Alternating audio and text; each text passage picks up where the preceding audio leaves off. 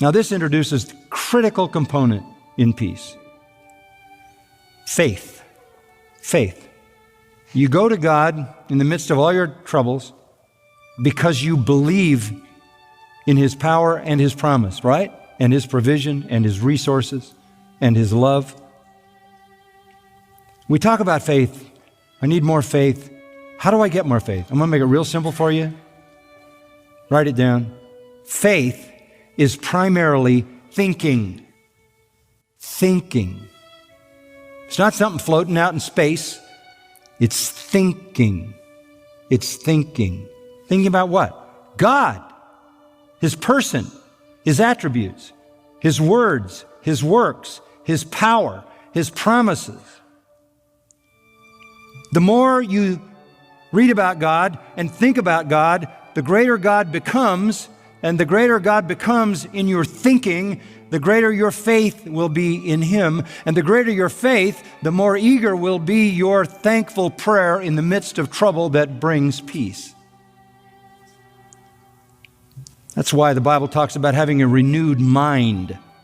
Romans 12, Ephesians 4:23, Colossians 3:2. It's about how you think. And to make that indelibly clear, go to verse 8 in Philippians 4. Finally, brethren, listen, here's the last word on this. Whatever is true, whatever is honorable, whatever is right, whatever is pure, whatever is lovely, whatever is of good repute, and all of that would be true of God.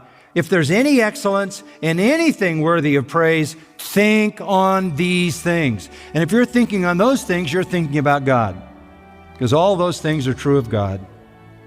God is truthful, God is noble, God is righteous, God is pure, God is gracious, God is worthy of praise.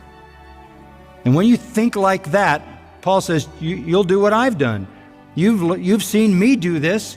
Practice these things, end of verse 9, and the God of peace will be with you. You'll experience this peace. So how do we pursue peace? Through righteousness, obedience, and through faith. Trust and obey. We go back to those things over and over, don't we? But its beginning is in your thinking. Listen to Isaiah 26:3. I mentioned it, I'm going to quote it. You will keep him in perfect peace, whose mind is fixed on you, because he trusts in you.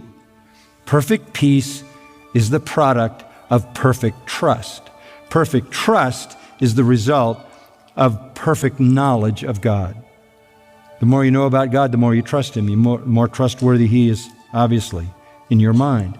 The more you trust Him, the more eagerly you go to Him in the midst of your trouble with thankful prayer. And when you go to Him in your trouble with thankful prayer, the peace of God floods your soul beyond comprehension.